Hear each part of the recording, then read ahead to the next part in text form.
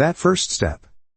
Okay, so as we established yesterday, there are more than enough things in our lives to cause us to stress pretty much 24/7.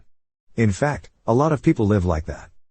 But what if you could live your life with a quiet confidence that everything's going to be okay? I'm not talking about some fantasy in a parallel universe. Just a conviction that, however things turn out, it's going to be just fine. Well, you can. Absolutely you can. How? Let's spend some time with Joshua in the Old Testament and find out. For 40 years or so Joshua had been playing second fiddle to Moses, leading God's people through the wilderness. The problem was, right at the crucial point when Israel was about to cross into the Promised Land, right when they had to gear up for battle after battle, Moses died. And Joshua found himself leading more than 1 million people. Was he stressed? Absolutely. Stress with a capital S. It was life and death stress. But let's see what God said to Joshua right at this point in his life. My servant Moses is dead. Be strong and courageous, for you shall put this people into possession of the land that I swore to their ancestors to give them. Only be strong and very courageous, be careful to act in accordance with the law, do not be frightened or dismayed, for the Lord your God is with you wherever you go. Joshua 1 verses 1 through 9. God called Joshua to have confidence, to be strong and courageous. Why? Because this wasn't just Joshua's story. This wasn't just Israel's story. It was God's story. It was His plan, and He would see it through. And you want to know something else? He has a plan for you. So, be strong and courageous. God wants you to put your trust in Him, to develop a quiet confidence in Him to carry you through. This means you can step out into something with fear, worry and stress in your heart, knowing the emotions of confidence aren't there. But the act of stepping out, even when you're afraid, especially when you're afraid, demonstrates to God that your confidence is in Him. And at that point, He honors you by replacing your stress with His peace. That's just how it works. So, go on. Step out. Life application questions. Question 1. On the scale between stress and quiet confidence, where are you right now? Stop and think about the things that are influencing you. Is there some small step you can take to move from stress towards confidence today?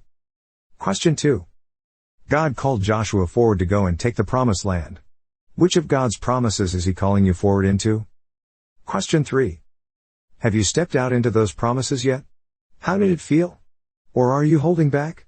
If so, why? Question 4. What do you think about the idea that stepping out, regardless of your feelings, is demonstrating your confidence in God, both to Him and to yourself? After the death of Moses, the servant of the Lord said to Joshua the son of Nun, Moses' assistant, Moses my servant is dead. Now therefore arise, go over this Jordan, you and all this people, into the land that I am giving to them, to the people of Israel. Every place that the sole of your foot will tread upon I have given to you, just as I promised to Moses. From the wilderness and this Lebanon, as far as the great river, the river Euphrates, all the land of the Hittites to the great sea, toward the going down of the sun, shall be your territory. No man shall be able to stand before you all the days of your life. Just as I was with Moses, so I will be with you. I will not leave you or forsake you. Be strong and courageous, for you shall cause this people to inherit the land that I swore to their fathers to give them. Only be strong and very courageous, being careful to do according to all the law that Moses my servant commanded you.